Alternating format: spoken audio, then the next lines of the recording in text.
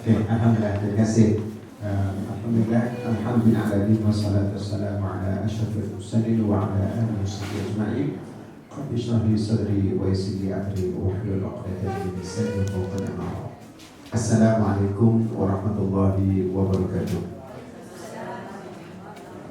Alhamdulillah, terima kasih kepada Prof. Kamil di atas jemputan dan ruang yang diberikan. Terima kasih juga kepada panel yang ada kat sebelah saya. Tadi bincang siapa nak mulakan. Kalau nak kirakan yang lebih layak untuk memulakan, yang bijak bicara bercakap ni susah sangat. Tapi sebab buat kan, dia buat cakap itulah kan. Tapi kebiasaan kita, bila orang lelaki memulakan. Tapi buat makan, kalau boleh lelaki kemudian ya. Ladies first. Maksudnya ada part-part yang memang lelaki kena ke depan, ada part-part yang memang kena lelaki ke belakang. Bukan bermaksud lelaki semua ke depan ya. Tengok, itulah keadilan Allah Subhanahu Wa Taala, di mana konsep keadilan wad'u syai'i fi mahallihi, meletakkan sesuatu itu pada tempatnya. Jadi itu mukadimah je. Sudah saya mulakan ya. Alhamdulillah. Jadi haji-hajiah tuan-tuan puan-puan bagi Allah Subhanahu Wa Taala, saya sangat bertuah, sangat berbesar hati dapat hadir pada pagi ini berhadapan dengan insan-insan yang Allah Akbar cukup istimewa. Especially kepada follow-follow dekat. Tadi pun harus sebut. Dia kata ada follower dekat ya. Apa saja yang dibuat dia akan ikut ya. Tapi apabila yang kita follow itu adalah orang yang baik, sentiasa memberikan inspirasi dalam kehidupan, Allah Akbar, sangat beruntunglah insan tersebut ya. Dan apatah lagi yang insan yang kita selalu follow adalah Nabi Muhammad sallallahu alaihi wasallam ya. Kalau dalam realiti kehidupan kita, ketegaran kita, dengan kita rasa keyakinan seseorang itu kita boleh follow, apatah dengan Nabi Muhammad sallallahu alaihi wasallam, insan yang sangat istimewa, insan yang the perfect person, yang paling orang kata sempurna dalam kehidupan kita, sehingga Allah Subhanahu Wa Taala menyebutkan dapatkan lakum fi rasulillahi uswatun hasanah. Maka kebanyakan kita selawat ke atas Nabi Muhammad sallallahu alaihi wasallam. Allahumma shalli ala sayyidina Muhammad. Alhamdulillah. Jadi saya rasa dalam bicara saya tak banyak-banyak, saya buka je. Dan itu saja. Nanti kita akan masing-masing apa isu-isu yang kita boleh bincangkan berkaitan dengan keluarga bahagia ya. Hari ini bila kita bicara tentang keluarga bahagia ya, menjadi persoalan kepada kita, bahagia itu di mana? Sebab ini menjadi persoalan, ramai orang tak jumpa bahagia itu di mana ya. Ada pasangan yang baru berkeluarga, tak sampai sebulan dah bercerai.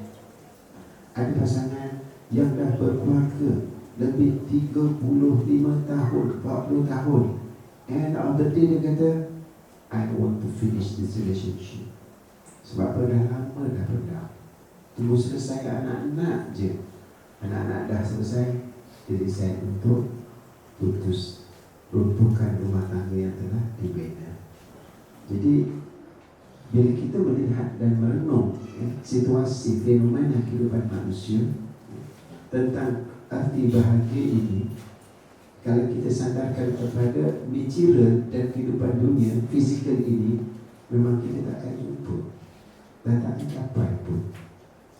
Kita letakkan kebahagiaan pada rupa paras yang cantik ya. Pastinya saya orang yang pertama kali reject Ustazah, sebab handsome macam Prof. Kamil.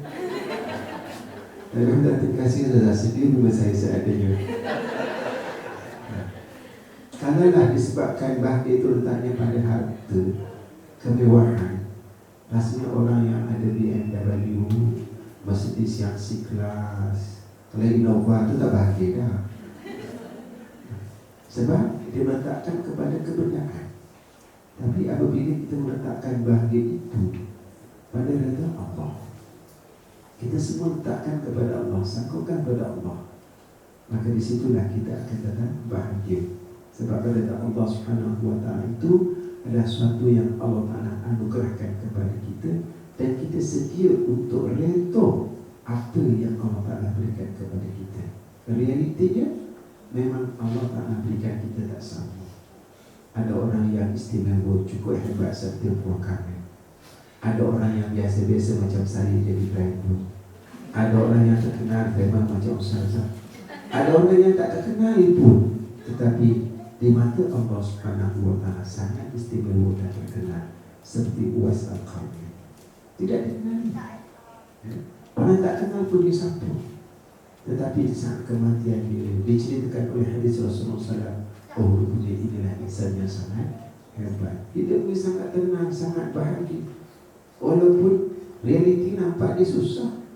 Hidupnya sebagai pengembala kambing. Lepas tu dan usaha untuk menghajikan ibunya, didukungnya ibunya, dan dia berlatih mendukung lembu itu daripada kaki bukit ke atas bukit, berulang untuk kuat untuk membawa si ibunya itu menunaikan haji. Kalau ikut mata kasar kita kan, kesian kan, hidup susah macam itu kan, tapi hatinya tenang dan bahagia. Berdoa kepada Allah Subhanahu wa Ta'ala. Bersyukurlah kepada Allah Subhanahu wa Ta'ala yang telah memberikan ketenangan di dalam hati kita. Bila hati kita tenang, dan ketenangan itu berasaskan kepada syariat Islam, maka itulah bahagia yang hakiki.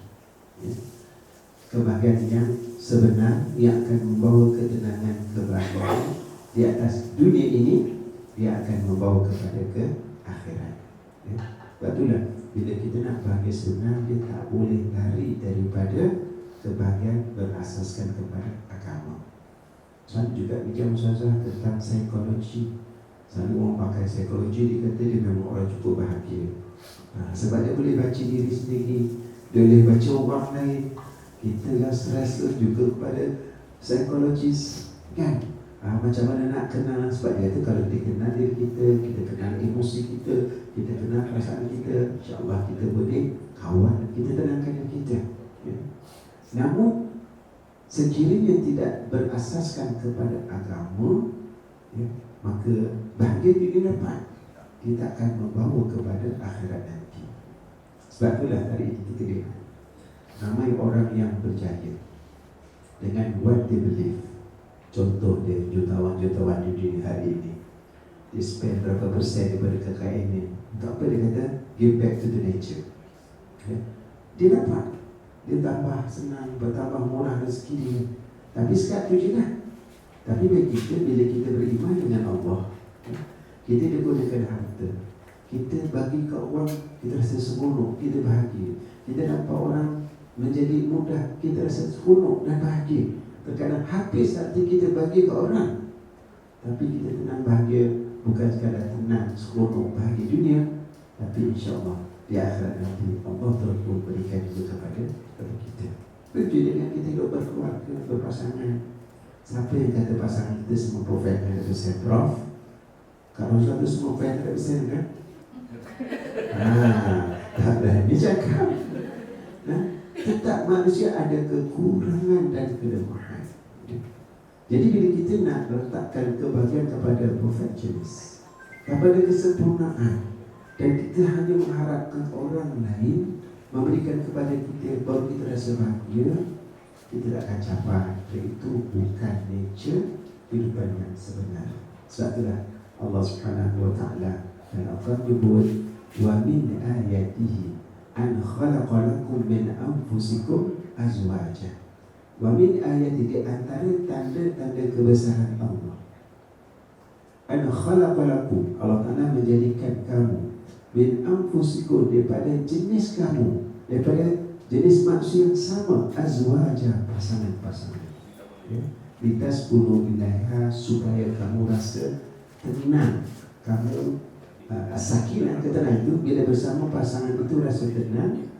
Wa ja'ala bainakum mawaddatan wa rahmah, dan Allah Ta'ala jadikan di antara kamu perasaan mawaddah wa rahmah, kasih sayang dan saling belas kasihan di antara satu sama lain. Nampak? Semua itu adalah Allah Ta'ala yang menjadikan, Allah Ta'ala yang memberikan, Allah Ta'ala yang menganugerahkan. Sebab itu bila nanti kita dekat dengan Allah, selalu minta kepada Allah, Allah Ta'ala akan beri kepada kita. Dan ketika itulah bahagia akan bertahta di hati kita, insya Allah. Dan macam mana keadaan sekalipun, ketika kita senang, ketika susah, ketika dalam keadaan masalah, ketika dalam semuanya okey, insya-Allah bahagia sentiasa berada di hati kita. Itulah sedikit permulaan intro daripada saya. Dan seterusnya Ustazah silakan sambung.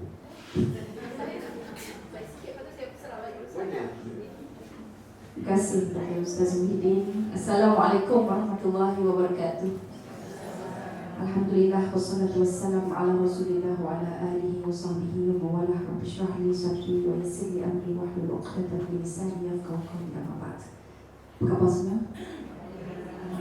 Pertamanya saya nak ucapkan setinggi-tinggi penghargaan saya kepada Profesor Muhammad Kamil yang sudi menjemput kami berdua untuk kemari. Tuan Yazid yang daripada pukul 9 lagi dah tepat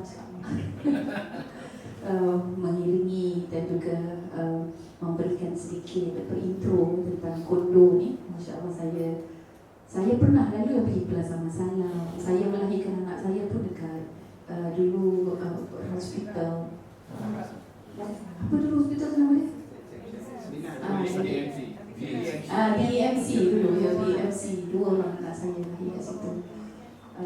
Pernah terfikir, jalan ke depan ni bawa ke mana ya?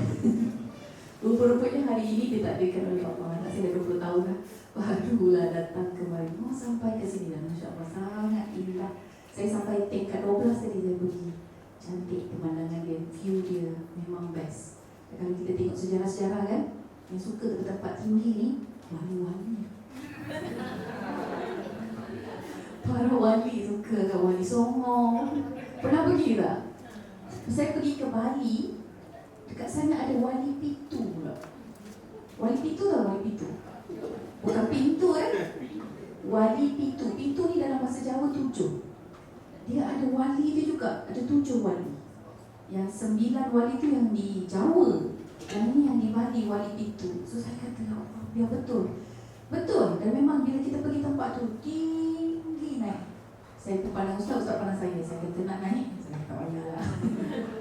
Di tempat-tempat wali, tempat-tempat yang tinggi. Sebab bila dia tinggi, bukan dia kerana rasa tinggi, tapi dia akan lihat apa sebenarnya yang berlaku di persekitaran dia. Walaupun nampaknya macam dia isolate, mengasingkan dirinya, tetapi dia akan nampak apa yang berlaku. Dia peduli dengan keperluan orang lain, dengan keadaan semasa. Begitu juga Nabi Muhammad SAW.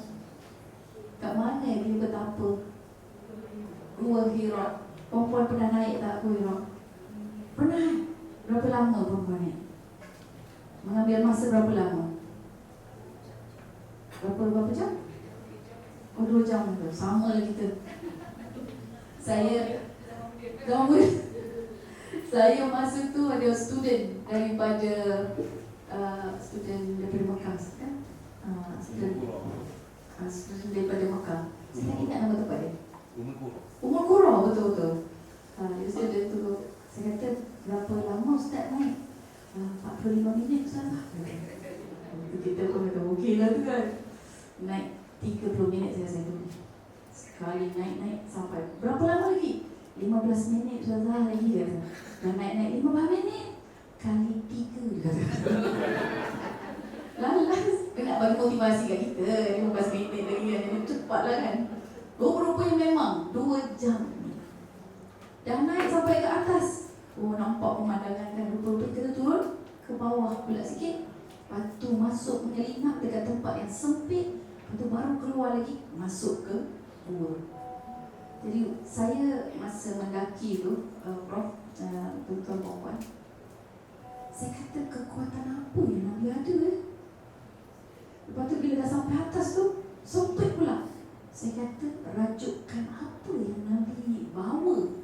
Sebab biasanya kalau budak-budak merajuk, dia akan lari ke mana? Tempat sembunyi. Dia akan bawah meja, masuk dalam almari kadang-kadang, belakang kursi. Sama juga kalau dia buat kek. Budak-budak buat kek. Faham buat kek kan?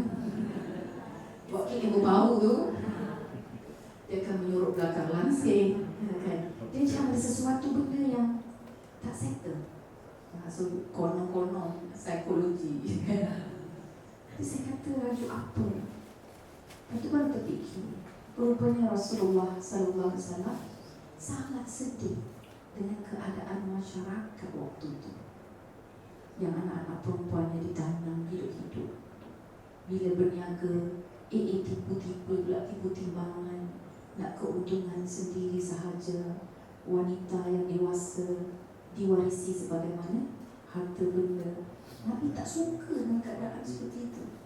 Jadi Nabi membawa diri, dia fikir macam mana nak cari penyelesaian kepada masyarakat. Naik ke atas tu, daripada situ nampak jam, menara jam. Boleh nampak pula area, tapi memang dah bangunan tinggi kan, tak boleh nampak lah Kaabah tu. Tapi kalau zaman Nabi boleh nampak. Jadi nak ceritanya, kita ini tidak boleh memisahkan diri dengan masyarakat. Dan Islam bukan agama sendiri-sendiri. Kamu berjaya sudah, okey selesai. Duduklah diam, jangan kacau. Begitu juga dengan orang yang dah berkahwin. Kadang-kadang kita kata dah berkahwin, biola. Rupa-rupanya bila dia berkahwin itu adalah gabungan dua kekuatan yang ada dalam masyarakat. Dia mesti bila berkahwin berfungsi pula kepada masyarakat. Ada satu masa perempuan yang berzina, saya terbaca kisah anak Sayyidina Abu Bakar As-Siddiq. Dia berkahwin dengan seorang wanita yang sangat cantik. Nama wanita itu adalah Atikah. Lawa sangat. Dan Atikah bukan sekadar lawa, tapi dia bijak berpuisi.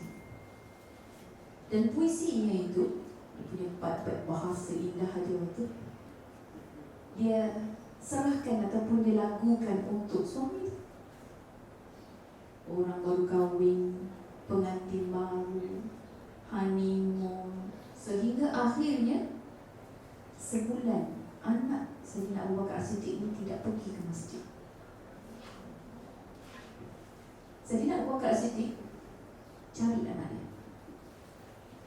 Lepas tu dia pergi ke bahagian rumah, depan, belakang, tutup. Kalau kita kan, anak kita macam tu, kita buat apa? Alhamdulillah, bahagia anak kita. Bahagia, pengantin baru, jangan kacau. Iyalah dia, kata kan. Perempuan, Sayyidina Abu Bakar As-Siddiq ketuk pintu, suruh anak dia keluar, ceraikan isteri hari ini. Kisah dia, ceraikan isteri. Dan anak sebagai anak yang baik dan faham apa yang ayah dia arah, mesti ada sebab, walaupun cinta menggebu pasti. Dia ceraikan isteri.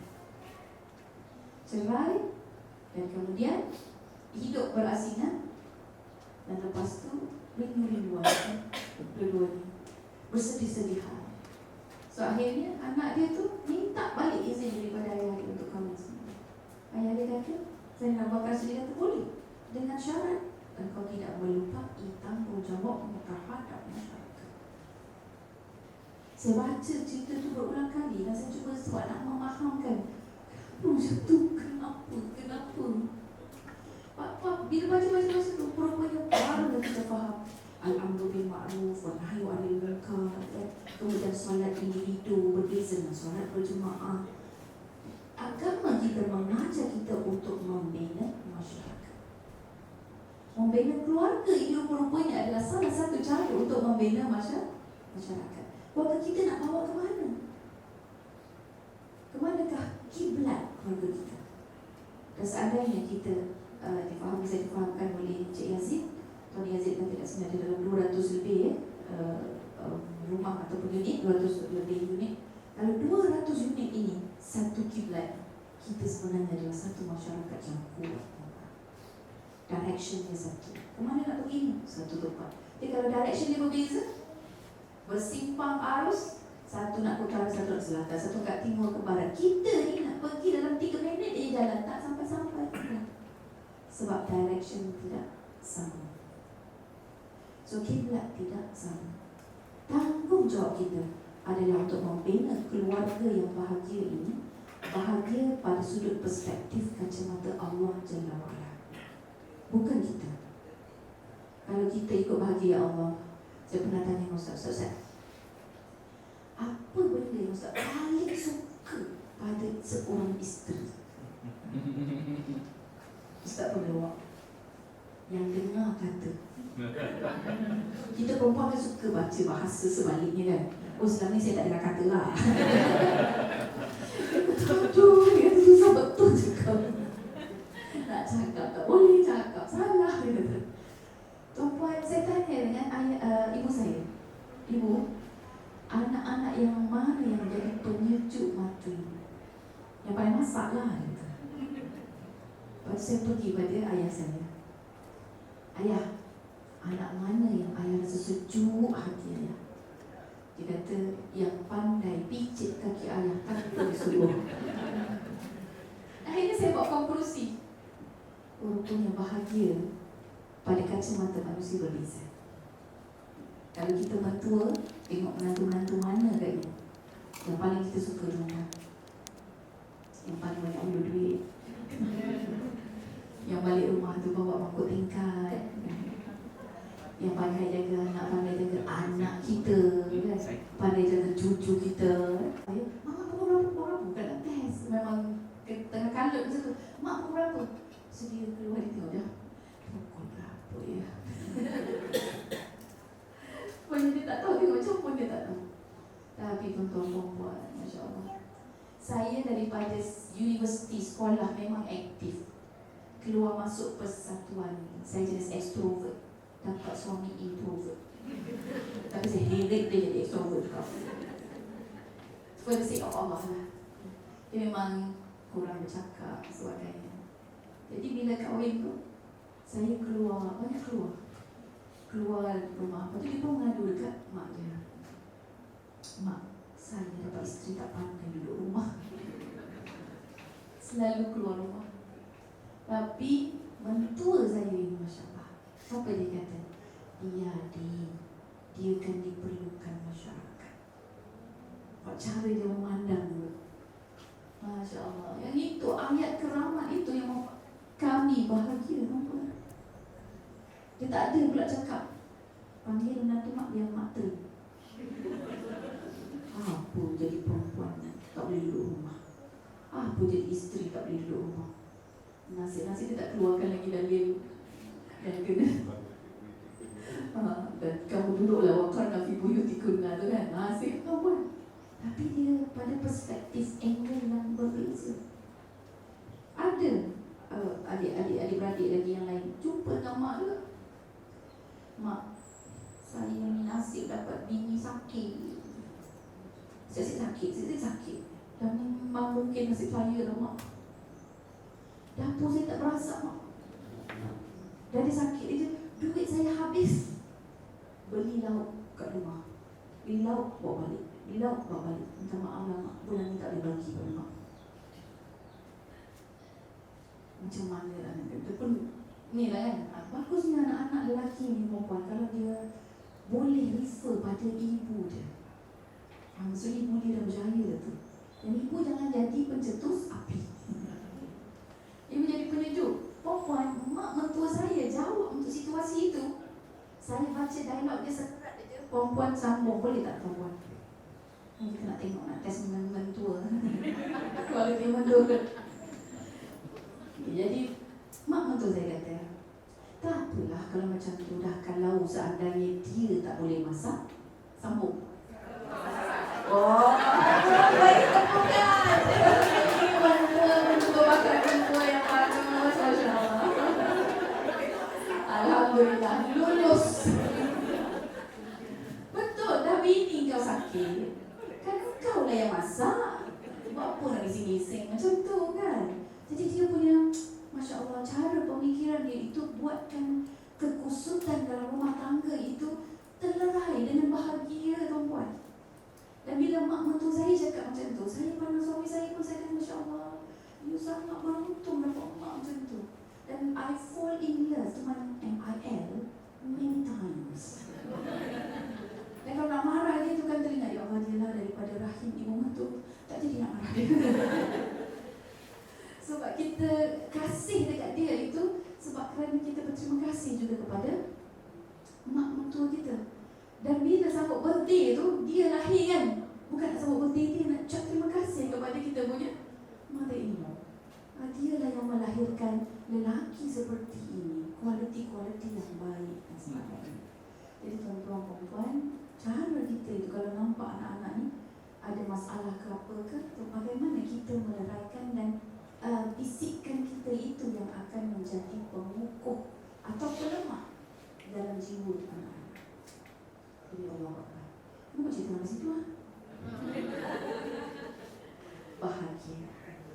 Jadi topik tentang bahagia itu memang sangat subjektif.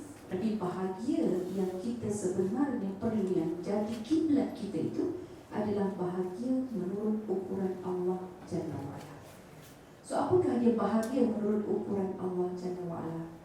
Ukuran dia adalah sejauh mana kita mendapat redha Allah Subhanahu wa ta'ala dan sejauh mana kita menjalankan tugas sebagai khalifah Allah.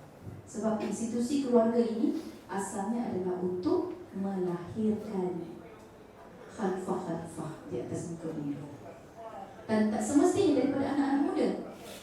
Dia juga lahir daripada individu yang berkawan begitu. Sebab ada pasangan tidak dikurniakan anak. Khalifah itu di mana? Dalam diri dia, dalam pasangan dia. Sebab kita ini macam Ustaz sebut, nobody is perfect. Tapi bila kita bergabung, kita adalah entiti yang selalu complete each other. So we are not to complete each other. Dunia sekarang menyuruh kita complete each other. Tapi Islam sebenarnya membawa satu pengajaran, we are meant to complete each other. Complement. Mana yang dia kurang? Kena banyak kali sebut dalam hati kita. No worry darling, don't worry, I am here to complete you. Kita cakap sendiri je, kalau cakap dengan dia nanti kan, you kan ada boleh complete I. You kan ada boleh compliment. Okay, so jadi kita sentiasa mempunyai spirit seperti itu. How can I fix this? How can I fix this? Rather than tuding, jadi kan kita sikit tuding, dia lah. So akhirnya kita pun tidak happy. Baik. Jadi itu maksud bahagia. Bahagia pertama apabila kita boleh mendapat redha Allah, itulah kebahagiaan sejati. Bahagia juga bermaksud apabila kita berjaya menjadi khalifah Allah. Dan berjaya menjadi khalifah Allah tu title tu yang dapat khalifah Allah. Khalifah Allah adalah yang bertanggungjawab, yang boleh akan menjawab soalan-soalan yang ditanya oleh Allah nanti. Kan setiap daripada kita adalah mas'ul, setiap daripada kita ni ada amanah, ada tanggungjawab, dan kita akan ditanya dengan pertanggungjawaban ataupun amanah-amanah itu sendiri. So once benda itu kita boleh fulfill, kita berjaya dan kita bahagia. So letak kebahagiaan kita di situ. Perempuan, saya biasa dengar ada orang mengadu masalah konsep, masalah kan. Yang biasa kalau dia punya masalah ni, dia punya dialog dia, komunikasi, interaksi dia, ayat-ayat yang dia guna. Ustazah, saya sebenarnya mengharapkan suami saya boleh bantu saya, tapi tak boleh Ustazah. Dia sepatutnya kena bantu saya, sepatutnya dia yang bagi nafkah, bukan saya yang bagi nafkah. Kan, kata-perkataan itulah. Dan saya boleh, perempuan just tengoklah ini satu ni kan. Saya boleh cam ayat itu adalah ayat yang bermasalah apabila dia menggunakan perkataan sepatutnya, perkataan mengharapkan, yang itu akan jadi masalah semula. Sepatutnya. Jadi bila perkataan sepatutnya, saya nak disiplinkan diri saya daripada perkataan sepatutnya tuan-tuan. Lama. Sepatutnya dia kena buat macam ni ya. Ni yang bawa jemaah pergi umrah ni. Sepatutnya, sepatutnya kan. Tapi bila kita fikir balik, Allah datangkan situasi tersebut supaya kita mengambil peluang, and then kita dapatkan jalan daripada Allah. So bila kita tukar macam tu, dia jadi bukan sepatutnya. Dia akan jadi, how can I fix this? Oh Allah, please help me. La haula wala quwwata illa billah. Mesti ada bayi. Allah punya perancangan is always beautiful. Dia jadi gitu. Tapi kalau sepatutnya, who's in charge? Dia jadi gitu. Siapa dia punya tu? Yang ni bertugas ni? Siapa yang bertanggung jawab? Siapa PIC, person in charge? Dia jadi gitu. So kita akan banyak menyalahkan orang lain. Kita akan, itulah perempuan. Tapi still, kalau kita nak membina, dia kena betulkan niat.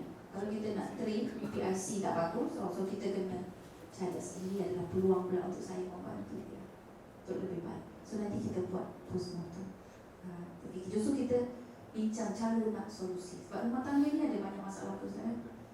Cara bagaimana kita menyelesaikan masalah. Saya dulu pernah cakap dengan Ustaz sebelum mula kahwin dulu kan, Ustaz kata, Ustaz kalau misalnya kata ada somebody else yang ada dalam hati, saya jenis tak boleh senang duduk kalau ada orang macam tiba-tiba main mata dengan suami kan. Saya cakap awal-awal dia kata, kalau misalnya kata ada, so apa bapak je dengan saya memang tak boleh duduk. Walaupun bapa malu saya akan jadi baik. Walaupun saya belajar, tapi saya tak kuat, saya tak mampu. So Ustaz kata boleh tak jangan sebut-sebut macam tu, boleh tak jangan fikir-fikir macam tu. Saya tak tahu dalam orang mungkin kita ada masalah. Dia sendiri cakap, kalau ada masalah kita selesaikan. Ada masalah dalam perkahwinan, kita selesaikan. Bukan ada masalah fikir nak bercerai. Boleh tak? Boleh tak?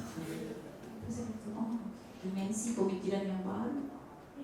So, bila ada masalah, sama-sama selesaikan. Bukan cari perceraian. So, hinggalah tuan-tuan perempuan, saya memahami ada satu masalah yang boleh, bila masalah itu berlaku, kita boleh selesaikan dalam banyak cara.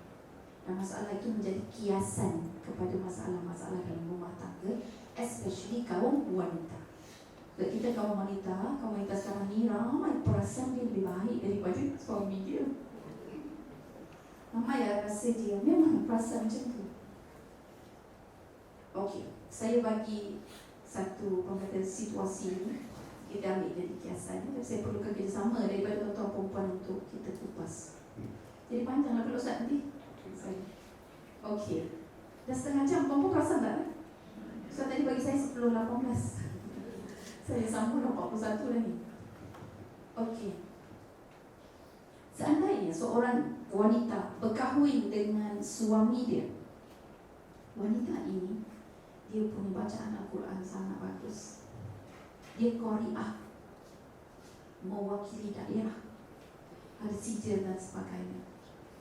Dapat suami yang nak sebut huruf sin semua jadi sod, huruf zal jadi jim. A'udzubillahi minasyaitonirrajim, betul dah. Tapi bila sebut ihdinas sirat, dia jadi ihdinas waladhalin jadi waladhalin. Dia tak betul tajwid dia. Dan benda itu dalam Al-Fatihah, dalam solat adalah rukun kita. So macam mana kita nak menggadaikan rukun? Seorang isteri kahwin dengan suami yang tahap level macam tu, bila solat berjemaah, siapa yang akan menjadi imam?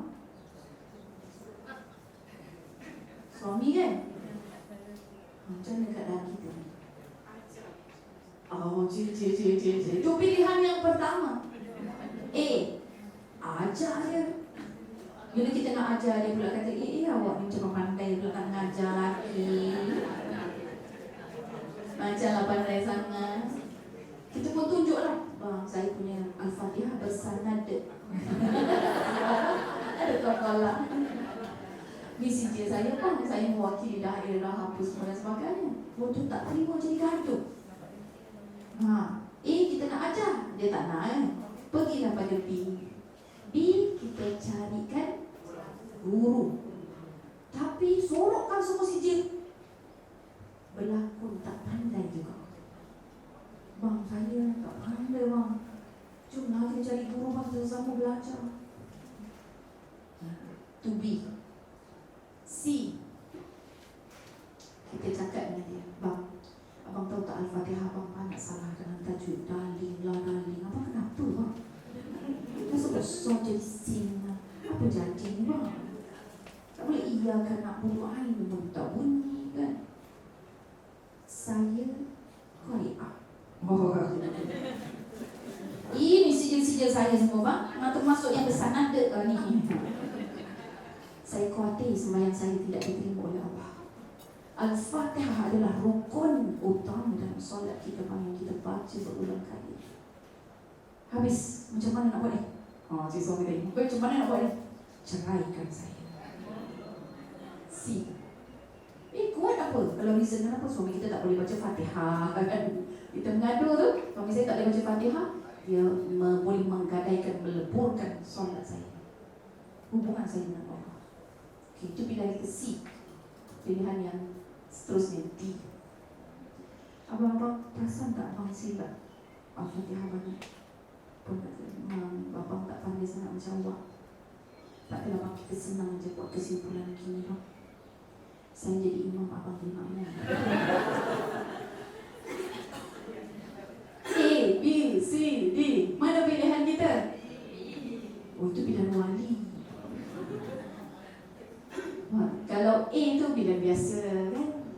B pilihan wali. Pilihan wali tuan-tuan. Yang ini memang ada cerita seorang ulama sangat bijak, handsome pula tu. Dia hidup pada zaman imam-imam dulu lah. Kemudian dia berkahwin. Dia kahwin ini dia tak nampak muka perempuan tu. Sebab perempuan tu propose dia di sebalik tirai. Ramai orang lah nak berkahwin dengan dia kan. Ramai yang kata mother-in-law, future father-in-law, bakar-bakar tu lah, pakcik-pakcik, makcik-makcik yang tunggu tu nak menawarkan anak dia. Cuma dia tolak. Sampai seorang wanita tu dia kata, kau telah memberikan keamanan, keimanan ke dalam hatiku. Sudilah kiranya kau menerima aku menjadi isteri. Lepas tu dia tanya, awak daripada mana? Kampung mana? Lepas tu dia pun meminang. Pinang dia tak tengok Bila dia buka, hodoh yang amat. Dan ulama ini kata dia tak boleh tengok. Dan bila duduk sebelah perempuan tu, punggung dia panas, badan dia panas. Dia rasa macam marah yang amat sangat. Tapi dia berlakon. Dia tetap untuk menyayangi walaupun hati dia menggelegak dia. Dan sehingga 15 tahun perkahwinan dia sebelum isteri dia meninggal dunia. Selepas isteri dia meninggal dunia, barulah ada orang cerita dengan dia, tanya dengan dia, apakah maksud kesabaran dan juga tawakal kepada Allah. Jadi dia ceritakan dia punya pengalaman tu. Barulah tahu 15 tahun dia pendam, dan dia kata itulah satu kesabaran yang dia rasa dia sangat-sangat puas. Dan dia nak bawa sabar itu pada Allah. Dia nak kata, ya Allah, inilah kesabaranku ya Allah. Dia macam satu benda yang dia rasa proud of. Dia yakin dia nak bawa amalan itu dan mohon macam seolah-olah nak dapatkan syafaat dengan sabar itu. Allah. Jadi itu cerita tuan. A, B, C, D. Cuba tukar Al-Fatihah itu pada masalah-masalah hari ini. Masalah tak bagi nafkah, masalah suami cepat marah, masalah suami malas solat, malas ngaji, masalah suami malas bekerja. Tukar. So apa pilihan kita? A, B, C, D. Kan? Kalau tengok cerita pasal Al-Fatihah itu, mungkin kita nampak Al-Fatihah itu mudah. Tapi Al-Fatihah itu adalah isu yang cukup besar di sisi Allah. Memang ada orang sanggup bercerai tuan-tuan. Jadi kita kata, acuh je lah. Bagi kita mudah je. Kau kena pandai, kau kena nampak. So begitulah entiti pasangan yang complete each other. It is not as easy as we say. Kita kata, okay, kita completekan, kita sempurnakan. Yang kita sebenarnya sedang berhadapan apa sebenarnya? Apakah bahaya ataupun ancaman pada keluarga bahagia sebenarnya? Apa dia? Daripada cerita tadi,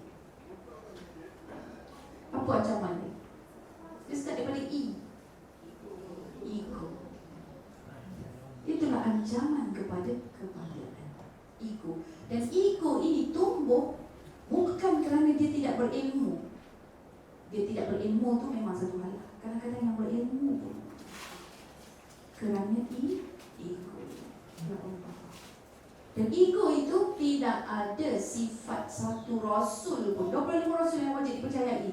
Mana satu rasul yang ego? Tak ada. Ego diwarisi daripada iblis. So bila ada ego, maka kita mewarisi iblis tempat. Baik.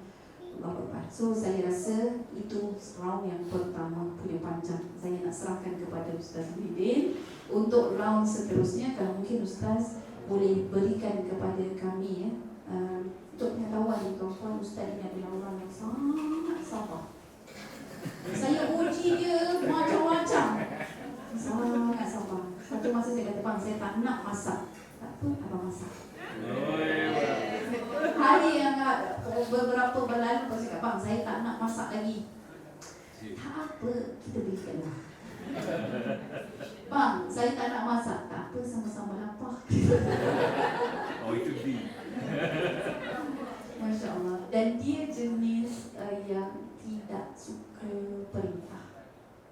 Awak buat. Dia tak ada. Saya sampai rasa macam, kau tak boleh perintah aku ke? Tapi dia tidak sampai sekarang. Dan saya kahwin dengan dia dah 26 tahun. 26, hampir 27 tahun. Saya je yang puluh-puluh kali banyak angkat suara orang. Dia tak pernah angkat suara, apatah lagi angkat tangan. Saya bukan nak memasarkan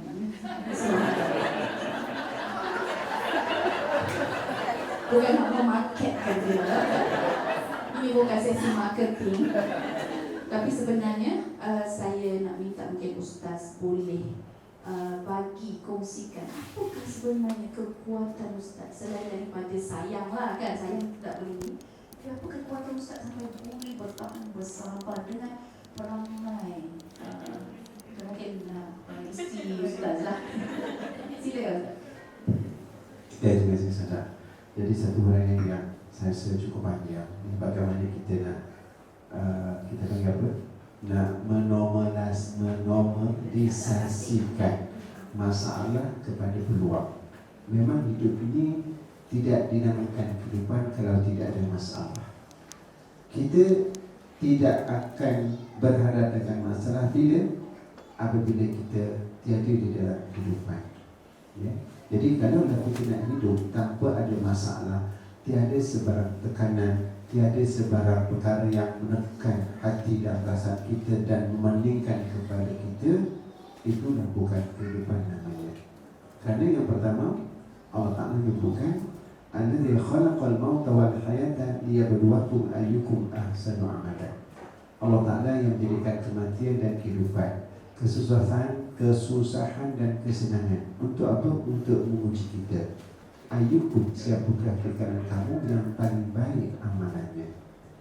Dan apabila Allah Ta'ala sebutkan liyabluwakum ayyukum ahsanu amala, ahsanu amala itu adalah refleksi daripada apa-apa yang berlaku yang dinilai oleh Allah Subhanahu wa Ta'ala.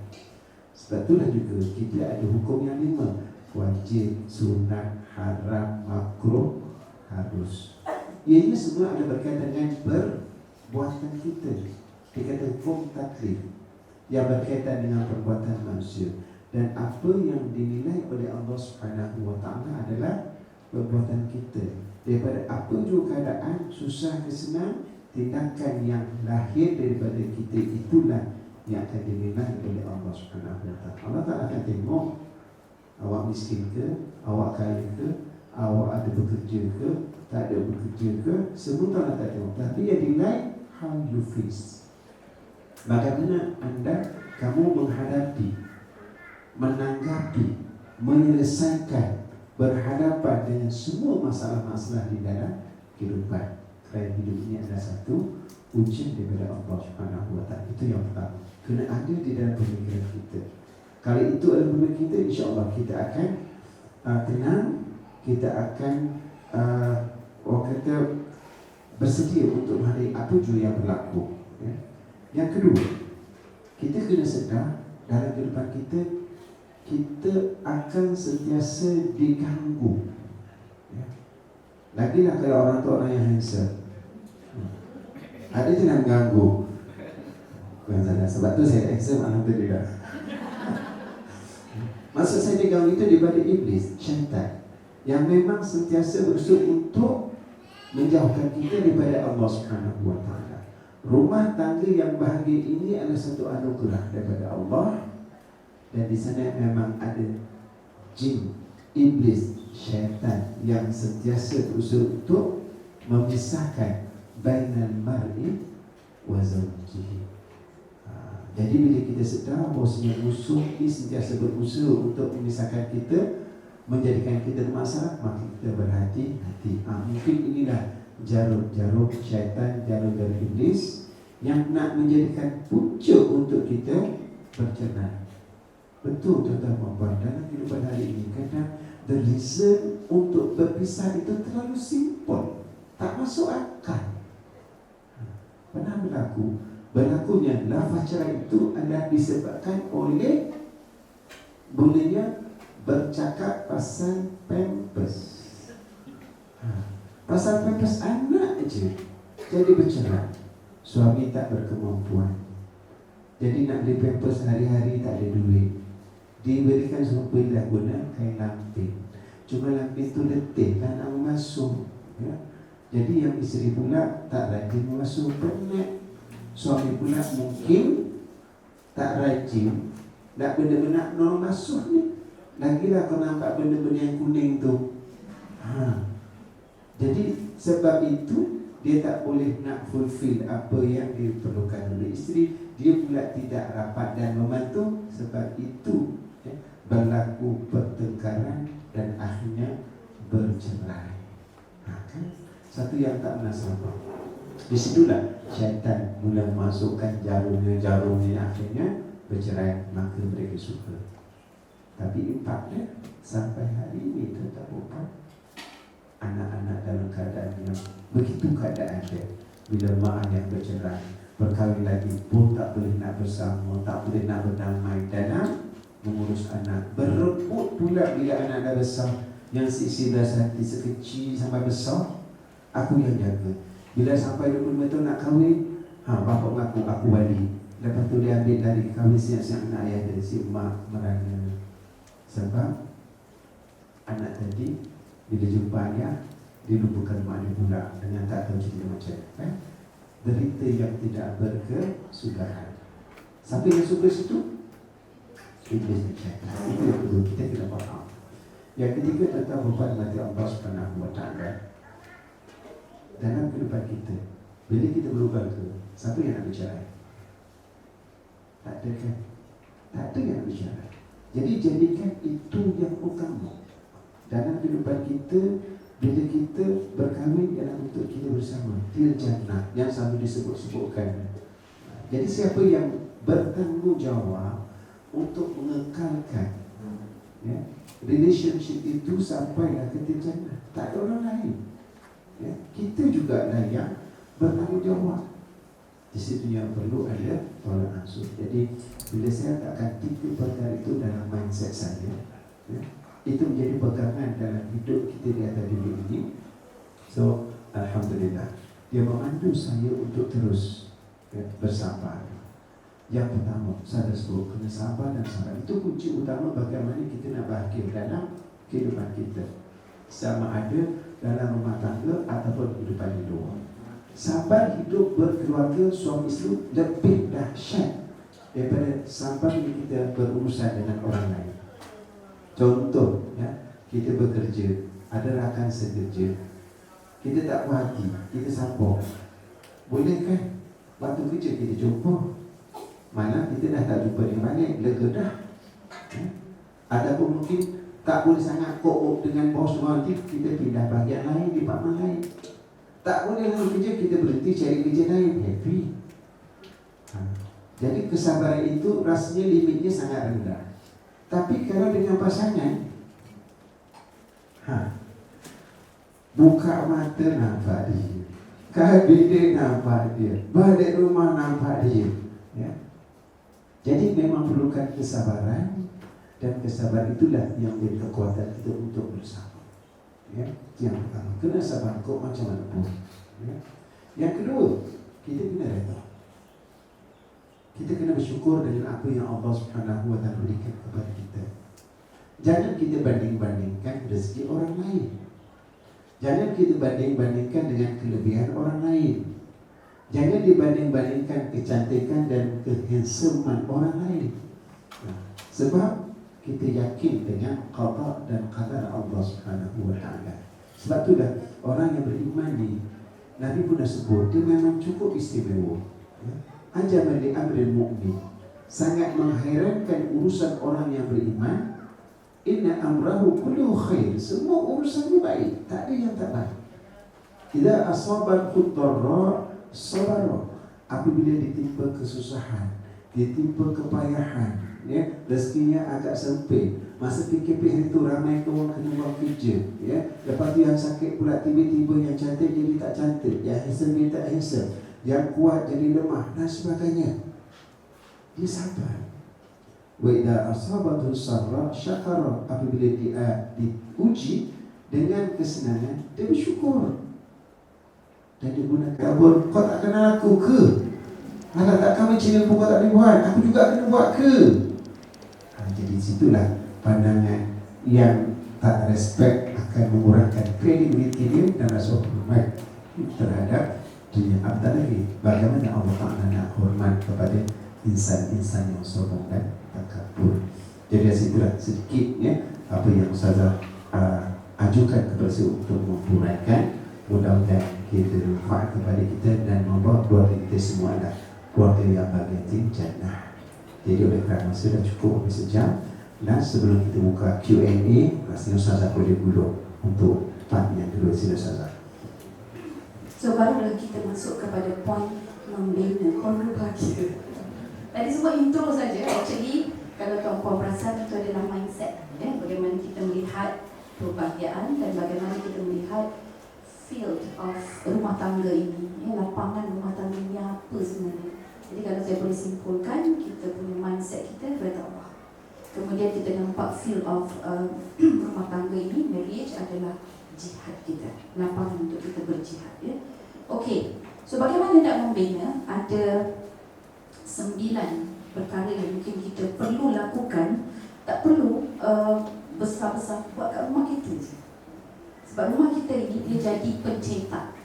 Jadi sesiapa yang masuk ke dalam rumah kita dan dia keluar, dia akan tercetak. Yang kata lain persekitaran atau bi'ah solihah. Nombor 1, rumah kita macam mana pun jadikan dia mesra musolla, tempat yang mudah nak sembahyang. Kalau ada musolla kita, lagi bagus. Kalau tak ada, mesti ada satu ruang yang dikhaskan untuk solat berjemaah. Dan biasakan solat berjemaah dalam rumah. Sehingga anak-anak kita, keluarga kita, diri kita tak biasa kalau solat tidak berjemaah.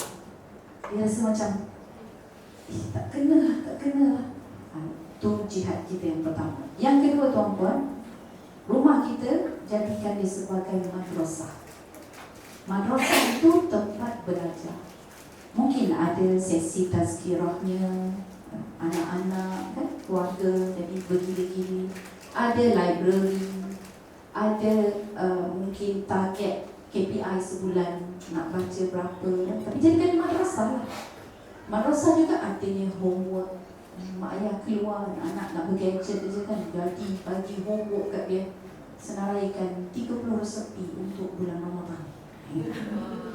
So dia pun buat kan. So dia tak sibuk ke dia punya gadget dia tu dengan game dia ke apa ke. So siap-siap bagi assignment. Kedua. Yang ketiga, rumah ini adalah al-junnah.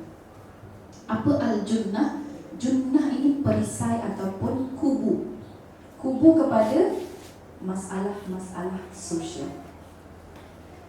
Maksud dia, tuan-puan, bila anak-anak kita berhadapan dengan gejala sosial, kita ni jadi kliniknya. Rumah kita jadi klinik dia. Jadi kita kena ada pakar perubatan gejala sosial dalam rumah. Bincangkan masalah-masalah sosial bersama-sama dengan anak. Ikut perkembangan mereka. Contohnya, perkembangan bercinta tuan. Seandainya anak kita bercinta dan orang pertama yang dia nak kongsi rasa cinta dia itu adalah kita, mak, kita tiba-tiba jatuh. Jatuh luka ke? Tak. Jatuh cinta. Kita orang yang pertama dia kongsi tuan-tuan. Kalian berjaya. Kalian berjaya memang, insya-Allah akan hebat lagi. Dia bawa balik ke rumah. Jadi dia akan bawa balik dalam bentuk apa? Mengadu. Mak, ada orang bully kita. Mak, kawan tu tak kawan kita. Mak, cikgu tak apa-apa lah. Dia akan mengadu tuan-tuan. So, bina perisai. Perisai maksudnya bagi dia guide. Kalau contoh anak-anak yang bercinta tu kan balik rumah mengadu dekat kita, bagi tahu kat kita, jangan sesekali kita perhatikan dia. Kau baru 14 tahun dah bercinta cinta, ini cinta monyet. Confirm lepas tu anak cerita lagi tak kat kita? Tak. Tapi perasaan itu hilang ke? Perasaan cinta monyet dia tu hilang ke tak? Dia akan hala daripada direction dia rumah sebagai jannah, dia jadi pergi kepada siapa? Pergi kepada kawan-kawan. Kawan-kawan pula kata, mana satu yang kau minat? Mana tu? Approve. Kawan yang approve. Ini masalah dia tu. Tengok tanya umur berapa tahun? 12 tahun. 12 tahun. Saya pernah ni berbicara. Lepas tu dia cakap, Cik Iz, jiran-jiran ni kata, Cik Iz, apa tu? Kita kena putuskan ke? Saya kata, you rasa? Sebab saya takkan bagi dia ke dia kan. Kenalah putuskan sebab lama lagi nak kahwin. Macam tu. Kenalah putuskan kot. Kenapa? Mak ayah tak bagi ke apa? Tak, kawan-kawan. Dia bercinta ni, dia tak kisah mak ayah dia. Dia kisah takut kawan-kawan nanti yang akan sedih bila dia putus. Nampak. Dia pun tak logik kan. Tapi itulah alam dia. Okey, so jadikan jurnal. Anak-anak mengadu, fikir kata, okey, never mind, just bagi tahu je pada mak. Okey, you cinta dengan dia, bagus. Umi lepas ni kena sujud syukur. Sebab awak punya proses perkembangan adalah normal. Awak lelaki kalau jatuh cinta kat lelaki, ya Allah. Cuba bagus. Tapi percayalah, lepas ni kan, awak akan tengok awak punya makwa tu bila seorang-seorang merasa kesian. Dia pun cakap, betul. Lepas tu tiba-tiba ada orang lelaki cakap dengan dia, awak akan rasa jealous. Betul. Awak rasa macam nak protect dia. Betul. Percayalah wahai anakku, itu semua hormon. Bagi dia faham tentang perkembangan dan perubahan yang berlaku pada diri dia. Kaitkan tentang hormon masa kita mengandung dulu. Kita nak makan itu lah, nak makan inilah kan. Yang kita kata mengidam, itu tindakan hormon. Bagi dia faham. So ini adalah jurnal. Jadi rumah kita sebagai perisai, anak-anak kita berhadapan dengan kawan yang mencuri barang dia, atau dia pula yang mencuri. So kita sama-sama bantu bimbing selesaikan. Jangan kita stres dulu. Kalau kita stres tak boleh. Sebab tu dia perlunya knowledge dalam kita membina rumah tangga ini. Dan knowledge is never ending. 11-4 minit lagi. Yang keempat tuan-puan, al-maskanah. Rumah kita sebagai maskanah ni yang dalam surah Ar-Rum ayat 21 yang Ustaz bacakan tadi. Wa min ayatihi an khalaqa lakum min anfusikum azwajan litaskunu ilaiha wa ja'ala bainakum mawaddatan wa rahmah. Itu kalau nak bincang 2 jam tak habis. Tapi percayalah, surah Ar-Rum wa min ayatihi, tuan-puan pergi balik, tuan-puan akan tengok di situ wa min ayatihi, wa min ayatihi, wa min ayatihi, ayat seterusnya ayatihi, seterusnya wa min ayatihi, ada 6 wa min ayatihi. Maksudnya wa min dan daripada tanda-tanda keagungan dan kehebatan Allah. Salah satu daripadanya adalah dalam berumah tangga. Itu yang timur tadi 15 tahun, macam mana ulama tu boleh bersabar dengan isteri dia yang tak cantik. Dia menjadi manusia yang hebat. Bila bersabar dengan sesuatu yang remeh, sabar tak pernah angkat suara, jadi seorang insan yang hebat. Sebab situ ada tanda-tanda kehebatan Allah Subhanahu Wa Taala. So Al-Maskanah tempat penghiburan, anak-anak seronok nak balik kan. Dia suka kalau ada masalah ke apa ke balik rumah, hilang masalah dia. Macam saya tadi dapat my good mother-in-law kan. Jadi bila ada masalah merujuk kepada mak, dia tak cakap dengan mak pula bagi solusi yang baik kan. Okay, jadi sebagai Al-Maskanah. Yang kelima adalah Al-Maulud. Al-Maulud adalah tempat mencetak memperbanyakkan keturunan umat Nabi Muhammad. Jadi boleh macam jadi kindergarten kan, anak-anak jiran. Kalau tak ada anak-anak jiran, anak-anak kita. Anak-anak saudara pun anak-anak kita. Okey, yang keenam Al-Markas.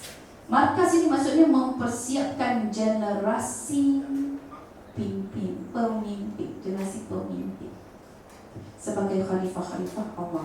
Yang ketujuh Al-Mahya'us Sunnah. Mahya'us Sunnah menghidupkan sunnah dalam rumah kita. Yang ke-8 adalah Al-Marham, tempat silaturahim.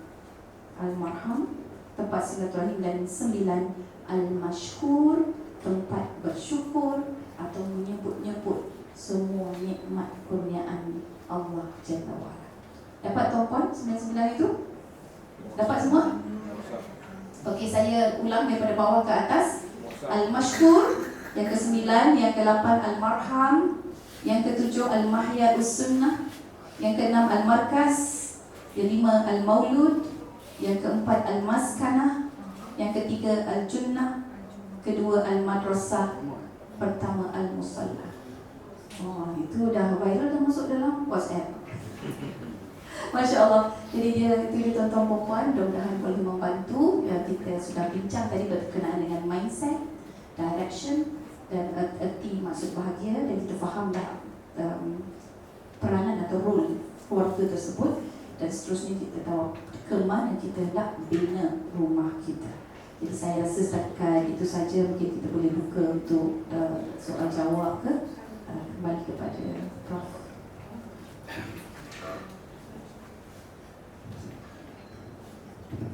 Okey, ada soalan?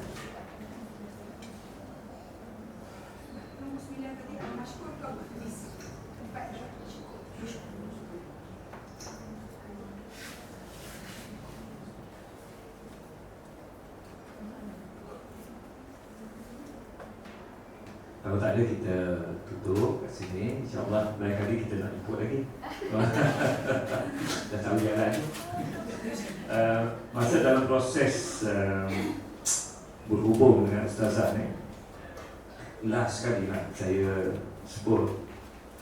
Saya kata, ustazah boleh tak hantar foto ustazah dan suami yang paling menawan untuk kami buat poster. Oh, memang cantik sungguh kan foto dia. Alhamdulillah. Dia, masalahnya isteri ni biasanya asalnya cantik, tapi makin lama makin tak cantik. Itu dari segi fizikal, tapi cantik di hati. InsyaAllah. Okey, kita dimakan masa. Okey, puan-puan semua, makanan semua ada kat luar. Okey, yang sebab kita tak ramai hari ni, kalau kami jangkakan 120 gitulah yang walk in, ini dalam cukup-cukup. Okey, jadi ambil makanan di luar, sama ada nak makan kat luar pun boleh ataupun bawa masuk ke sini. Sebab air akan ada di sini. Okey, kita lagi ustazah dengan ustaz, kita makan kat sini.